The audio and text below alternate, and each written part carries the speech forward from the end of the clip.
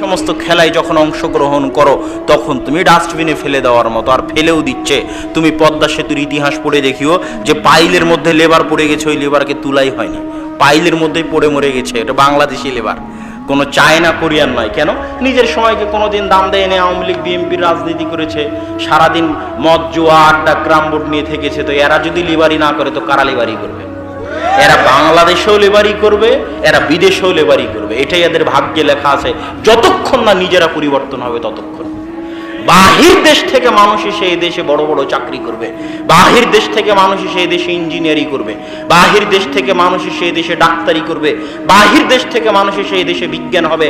আর আমার আপনার পকেটের টাকা তারা বেতন হিসেবে নিয়ে যাবে, আর আমরা আপনারা এই দেশেও লেবারি করব, পদ্মা সেতুতে বাইরেও লেবারি করব। কেন?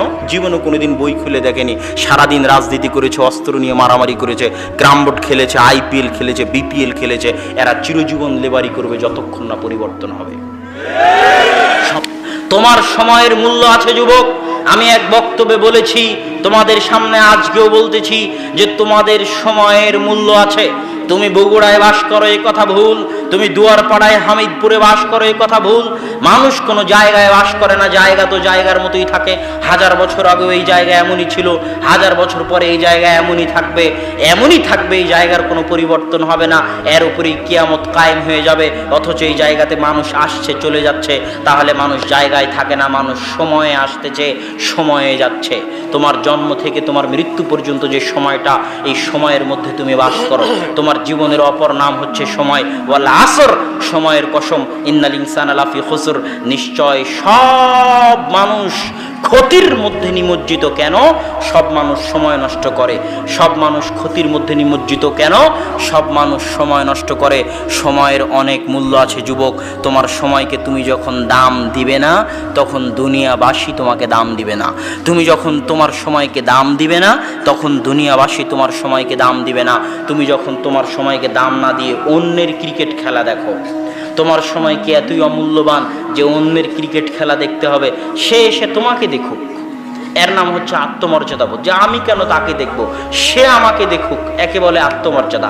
আমি কেন তার অনুসরণ করব, সে আমার অনুসরণ করুক, পারলে এর নাম আত্মমর্যাদা। আমি কেন পাখির জন্য জীবন দিব, পারলে পাখি আয়েশা রাদিয়াল্লাহু তাআলা আনহার জামা পরার জন্য জীবন দিক। আমি কেন শাহরুখ সালমানের জন্য জীবন দিব, পারলে শাহরুখ সালমান আমার নবী মুহাম্মদ সাল্লাল্লাহু আলাইহি ওয়াসাল্লামের অনুসরণ করুক, এর নাম আত্মমর্যাদা। আজকের যুব সমাজ তো জানে না। আমি মাঝে মাঝে দেখলে হতাশ হই।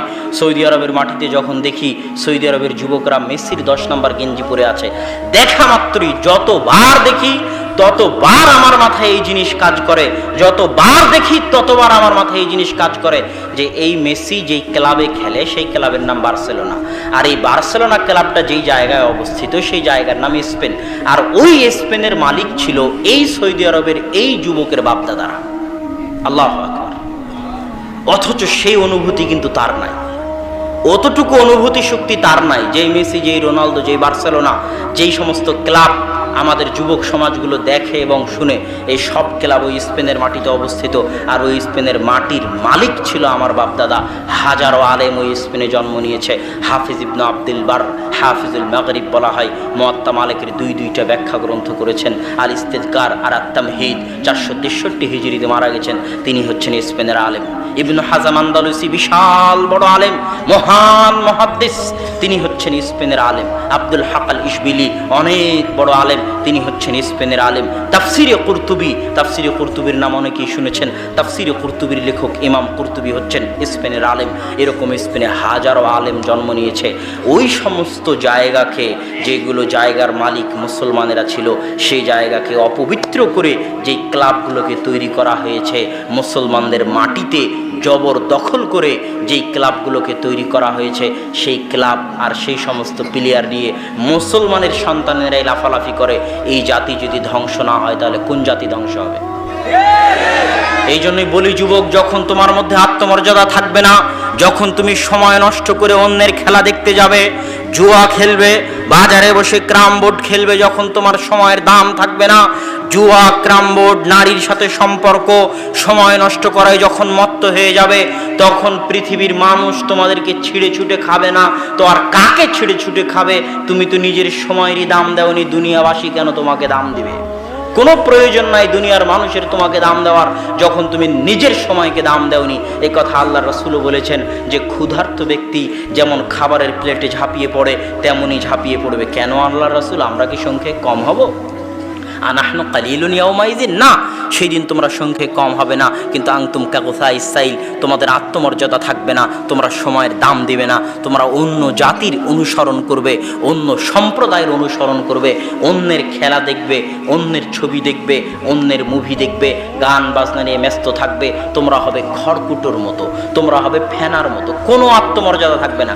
এখানে হাজারো যুবক বসে আছে যাদের ভিতরে সরিষা সমপরিমাণ আত্মমর্যাদা নাই, এদেরকে তুলে ডাস্টবিনে ফেলে দেওয়ার যোগ্য। যুবক, তোমাকে কষ্ট দেওয়ার জন্য বলিনি, তোমার ঈমান জাগরণ করার জন্য বলতেছি। তুমি যখন নিজের সময়কে দাম না দিয়ে খড়কুটো ফেনার মতো হয়ে যাও, সময় নষ্ট করো, জুয়া খেলো, ক্যারমবোর্ড খেলো, তাস খেলো, ক্রিকেট খেলা দেখো, এই সমস্ত খেলায় যখন অংশগ্রহণ করো তখন তুমি ডাস্টবিনে ফেলে দেওয়ার মতো, আর ফেলেও দিচ্ছে।